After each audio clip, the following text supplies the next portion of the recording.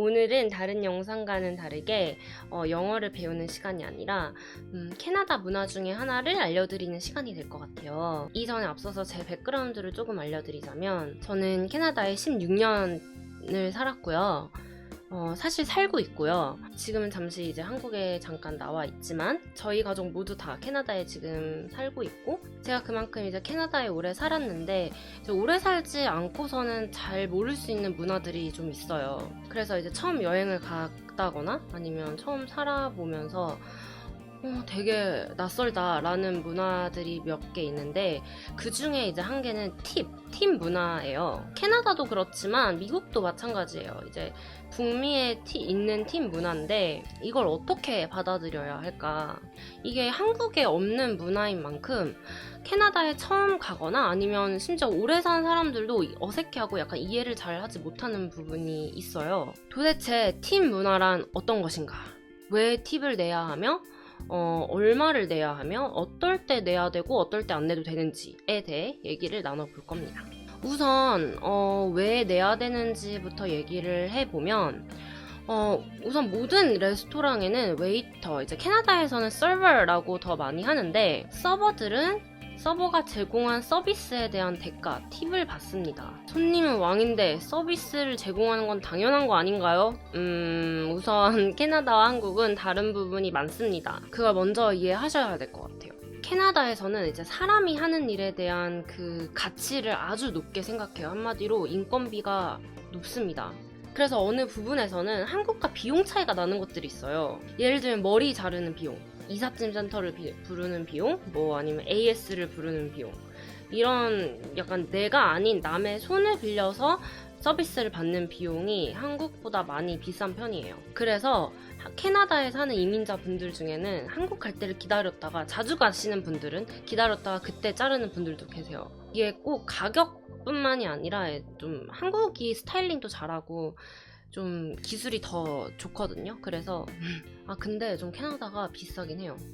근데 생각해보니까 한국도 마찬가지인 것 같은데? 그 체인이나 강남에 있는 미용실 가면 진짜 커트만 해도 되게 비싸죠? 아무튼 그런데 이제 좀 비싼 레스토랑이나 고급 펍 등에서 일하는 서버들은 보통 최저 시급을 받는 게 대부분이에요. 왜냐면 그들은 주로 팁으로 먹고 살기 때문입니다. 팁 말고 페이첵이 나오면 보지도 않아요. 그건 아니고 그만큼 팁이 되게 중요하고 팁을 받는 게 당연한 것이에요. 저도 캐나다에 있을 때 이제 방학 때나 휴학을 했었을 때 잠시 고급 레스토랑에서 서버로 일을 했었는데요. 그런 데서 일을 해보고 나니까 이제 팁을 주는 게 중요하다는 걸 정말 절실히 깨달았습니다. 단순히 서버 입장에서 내가 돈을 많이 받으니까 좋아서 중요하다는 게 아니라 제공한 서비스에 대한 어떻게 보면 정당한 값이라고 정말 느껴져요. 왜냐하면 이제 또 이게 문화 차이가 또 여기서 나오는데, 한국과는 다르게 캐나다의 레스토랑이나 이제 펍 같은 경우에는 서버들의 담당 테이블이 다 정해져 있어요. 그래서 이제 제가 일을 했을 때 보면은 한국 사람들이나 잘 모르는 그런 사람들이 가끔씩 지나가는 서버 아무나 이렇게 불러서 요구 사항을 말을 하거든요. 이것 좀 주세요, 막 이런 식으로. 근데 사실 그러면 안 됩니다. 이게 절대 하지 말아야 되는 행동까지는 아닌데, 아마 그렇게 하시면 이제 속으로 생각할 거야. 여기 문화를 잘 모르는구나, 여기 처음 왔구나, 아니면 여기 오래 살지 않았구나, 이렇게. 이제 그렇게 다른 서버를 불러서 시켰을 경우 그 서버가 그 담당 서버를 딱 봤을 때 진짜 죽을 만큼 지금 바쁘다, 그러지 않는 이상 담당 서버한테 그 요구사항을 전해주고 결국은 담당 서버가 그거를 하게 될 거예요. 야, 니나야, 너 저쪽 테이블에서 물 좀 더 달래, 아니면 저쪽에서 휴지를 더 필요하대, 이렇게. 담당 서버는 자기 테이블에 대한 책임이 딱 있어요. 손님이 내 테이블 존에 앉았다 하면 이제 그 손님이 나갈 때까지는 나의 케어를 받게 되는 거죠. 그래서 계속 그 내 테이블 존을 주시하면서 누가 더 필요한 게 없는지 확인하고, 빈 그릇이 이렇게 있으면 바로바로 치워주고, 물이 가득 차 있지 않으면 가가지고 물도 이렇게 더 따라주고 가득 채워주고, 그리고 메뉴를 보고 손님이 주문을 할 때도 이대로 안 시켜도 돼요. 이 손님이 원하는 대로, 이거는 이거는 빼주시고 뭐 이건 제가 알러지 있어서 이건 빼주시고 이거 대신에 이걸 대신 넣어주세요. 이렇게 등등 요구를 할 수가 있어서 이 모든 걸 키친에 전하는 것도 제 이 서버 담당의 몫입니다. 그리고 손님이 계산서를 달라고 하기 전까지는 말을 꺼내지 않고 달라고 했을 때 계산서를 주면서 준비가 됐으면 나를 불러라 이런 식으로 하고 그 테이블에 직접 가서 계산도 하고요. 그런 하이엔드 레스토랑은 이제 채용되는 것도 엄청 까다로워요. 막 면접도 몇 번씩 봐야 되고 트레이닝도 엄청 빡세게 받고 테스트를 보는 데도 있거든요. 저는 테스트를 또 보고 막 이랬어요. 그래서 그런 데 가보시면 이제 서버들이 아주 친절하고 전문적인 경우가 많죠. 그렇기 때문에 또 한국과는 다르게 막 이렇게 손을 들고 서버를 뭐 부른다던가 여기요 주문할게요 아니면 뭐 바쁜 다른 서버가 이렇게 지나간다고 해서 내가 필요한 것을 그 서버한테 말을 한다거나 하는 게 어떻게 보면 이제 신뢰되는 행동일 수가 있는 거죠. 내 서버를 부르고 싶다면 내가 뭐 필요한 게 있다면 내 서버랑 눈이 마주칠 때까지 이렇게 보고 있다던가 아니면 이제 눈이 마주치면 이렇게 그냥 손만 살짝 들어서 이 서버들이 아주 바쁘지 않은 이상 이제 계속 우리 자기 테이블 존을 주시하고 있을 거기 때문에 그렇게 오래 기다리지는 않습니다. 아무튼 이렇게 당당 테이블이 있고 그 테이블에 대한 서비스를 완벽하게 제공하려고 이렇게 노력을 하는데 그에 대한 대가, 감사의 팁을 표현을 하는 거예요. 그래서 캐나다는 외식값이 비쌉니다. 한국만큼 외식을 자주 하지도 않아요. 거의 대부분 마트에서 장을 보고 뭐 직접 집에서 요리를 해서 먹습니다.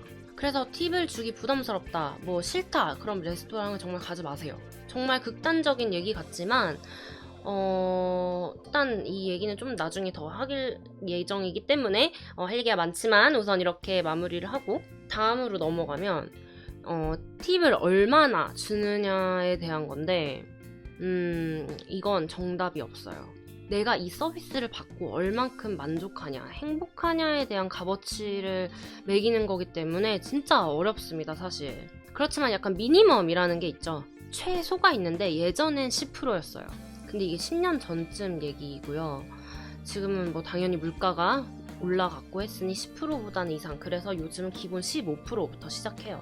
물론 서비스가 정말 별로였고 막 기분이 나빴고 마음에 들지 않았고 막 이러면 10%에서 12% 이렇게 주는 건 뭐 본인 마음이겠지만 서비스가 나빴다고 해서 막 아예 안 주는 거는 정말 안 되는 일이에요. 우선 주시되 뭐 나는 이렇게까진 주기 싫다 해서 조금 줄 수는 있는데 그래도 10%는 이상은 줘야 하는 게 맞아요. 그리고 서비스가 너무 좋았다 이러면 20% 막 25%까지도 주세요. 제가 그 하이엔드 레스토랑에서 일했다고 했잖아요. 그때 일했을 때 진짜 대박인 날이 있었는데 그때는 제 테이블 손님이 백인이었는데 그 백인 아저씨가 엄청 되게 재밌었어요. 유쾌하고 나랑 말도 되게 잘 통하고 이래가지고 저녁을 먹고 다 합해서 혼자 오셨었거든요. 혼자였는데 저녁을 다 먹고 이제 계산서에 한 얼마쯤 나왔지? 한 28불 정도 나왔던 것 같아요. 그런데 팁을 얼마를 주셨냐면 그때 난리가 났었어요. 그러고 나서 캐나다에 100불짜리 지폐가 있거든요. 그걸 그냥 놓고 거스름돈 안 받고 가셨어요. 그러니까 28불 나왔는데 팁을 얼마를 준 거야? 72불? 72불을 준 거죠. 기분이 아주 좋았나봐요. 그때 진짜 저도 기분이 너무 좋아가지고 이렇게 해도 되나 말 놓고 그냥 가셨어요. 그리고 또 이런 게 있어요. 우리 그 일하는 사람들끼리는 막 동양 손님이 오잖아요. 그러면 막 서로 자기 테이블에 앉혀주지 마라 막 이런 분위기. 왜냐면 정말 슬프게도 팁을 안 주는 사람들 중에는 동양인이 거의 대부분이었어요. 이게 동양엔 뭐 물론 이런 팁 문화가 없으니까 많은 동양인들이 뭐 이 팁을 꼭 안 줘도 되는 돈을 줘야 하는 것처럼 되게 아깝다고 생각하실 수는 있거든요. 근데 사실 제 생각은 다릅니다. 캐나다에 왔으면 캐나다 문화를 따르는 게 맞는 것 같아요. 한국에서도 마찬가지로 한국에서도 보면 외국인들이 와서 자기 문화를 막 고집하지 않잖아요. 한국의 문화를 다 따르려고 하고 뭐 식당에 가던 뭐 어디를 술집을 가든 아니면 뭐 지하철을 이용하든 뭐든 하여튼 한국의 문화를 따르려고 하듯이 그 나라에 가면 그 문화를 좀 받아들이고 체험해보고 그리고 존중해주는 게 맞다고 봅니다. 그래서 어쨌든 이런 동양인들이 많아서 살짝 그런 색안경이 있습니다. 어쨌든 15%를 기본으로 시작해서 오늘 서비스와 저녁을 얼만큼 만족하였냐에 따라서 이제 뭐 더 추가로 주게 되는 시스템인 거죠. 만약 일행이 그날 많았다던가 이제 서비스를 많이 받았다면 최소 20%는 주는 게 필요해요. 아, 그리고 테이크아웃. 포장을 해도 테이블에 앉아서 뭐 서비스를 받으면서 먹진 않았지만 일하던 서버 중 한 명이 전화를 받아서 내 테이블을 케어하는 시간을 내어서 그 테이크아웃 음식을 포장하고 뭐 담고 용기에 담고 뭐 계산서를 뽑아서 이렇게 준비해 놓고 하는 수고를 하기 때문에 팁을 줘야 합니다. 사실 제가 일했을 때 그 테이크아웃 팁을 안 주는 사람은 좀 있긴 해요. 그치만 이제 뭐 테이블에 앉아서 먹을 때만큼은 아니더라도 조금은 주면 많이 감사하겠죠. 택시를 타도 팁을 꼭 주는데요. 기본 정도만 주셔도 됩니다. 아까 전에도 말했다시피 이제 나를 위해 남이 무언가 했을 경우에 대부분 팁을 주게 되는 거예요. 그래서 미용실에 가도 머리값과 플러스 팁을 줍니다. 그래서 막 학생 때 그럴 때는 사실 저도 많이 주지는 못했어요. 그리고 호텔에 가서도 하우스키핑 서비스를 제공하시는 뭐 메이드분들한테도 뭐 2불 뭐 아니면 5불 정도를 테이블에 놓고 온다던가 그렇게 하고요. 주유소나 발레 파킹 아니면 뭐 도어맨 같은 경우에도 뭐 2불에서 아니면 5불 정도 이렇게 주고요. 그렇지만 카페, 뭐 푸드코트 아니면 맥도날드 같은 이런 패스트푸드점에서는 팁을 주지 않아요. 이렇게 팁을 주는 것이 낯설고 좀 부담스럽다 하시면 그냥 쇼핑몰 안에 있는 푸드코트를 이용하는 걸 추천드려요. 서버들이 있는 이제 레스토랑을 가면 꼭 팁은 줘야 한다는 걸 기억하셔야 합니다. 아까 같이 막 엄청 고급 레스토랑이 아니더라도 이제 서버가 있는 그런 레스토랑을 갔다면 팁은 무조건 주셔야 합니다. 아, 그리고 한 가지 더 진짜 기억하셔야 될 게 해외에 있는 한식당에 가셨다고 해서 한국 가게고 뭐 한국 사람이니까 팁 안 줘도 돼 이런 생각을 하지 말아주세요. 팁 꼭 주셔야 돼요. 한국 가게에서 진짜 일하는 사람들이 정말 안 왔으면 좋겠다 하는 손님이 누군지 아세요? 한국 유학생들 아니면 워홀 하는 그런 온 지 얼마 안 된 그런 한국분들 팁을 아예 안 주거든요. 뭐 몰라서 안 줬을 수도 있겠지만 되게 이런 게 있는 것 같아요. 한국 가게니까 똑같은 한국 사람이니까 팁을 왜 줘? 이렇게 그 사람들 똑같이 해외에서 가게를 하고 해외에서 살고 있고 다른 가게들이랑 차별받을 이유가 없다고 생각합니다. 그리고 팁을 주는 방법, 요즘은 카드로 긁어도 그 카드 기계에서 팁 옵션이 나와요. 피해갈 수 없습니다. 몇 퍼센트를 주는 것은 이제 내가 정할 수 있고, 그리고 팁은 사실 법적인 것은 아니기 때문에 무조건이라고는 볼 수 없어요. 그래서 스킵하는 버튼도 있긴 합니다. 옵션이 있어요. 그래도 암묵적으로 이건 꼭 해야 하는 것이기 때문에 포글리 코리안이 되지 맙시다. 그리고 현금으로 낸다면 미리 이제 계산서를 보고 팁까지 더해서 계산을 한 다음에 돈을 주면서 이것만 거슬러 주세요 해도 되고, 아니면 딱 맞아 떨어진다면 주면서 keep the change 이렇게 말을 해도 돼요. 또 아니면 뭐 현금을 줘서 먼저 계산을 하고 서버가 잔돈, 남은 돈을 가지고 왔을 때 그때 나중에 테이블 위에 두고 가셔도 되고요. 신용카드로 계산하는 방법. 그 신용카드로 계산을 하면 종이를 주잖아요. 사인을 하게. 그럼 거기에 이제 얼만큼 먹은 총 금액이 나오고 그 아래 팁을 쓰는 칸이 따로 있어요. 그럼 예를 들면 25불이 나왔다. 그러면 내가 5불을 팁을 줄 거다. 그럼 거기에 5불을 적고 사인을 하고, 그래서 이렇게 주면 거기에 적힌 만큼 팁과 함께 음식값이 계산이 됩니다. 아, 그리고 진짜 중요한 거, 가끔 계산서에 보면 gratuity is included 아니면 gratuity is not included 이라고 돼 있는 게 있을 건데, 이거 진짜 잘 보셔야 합니다.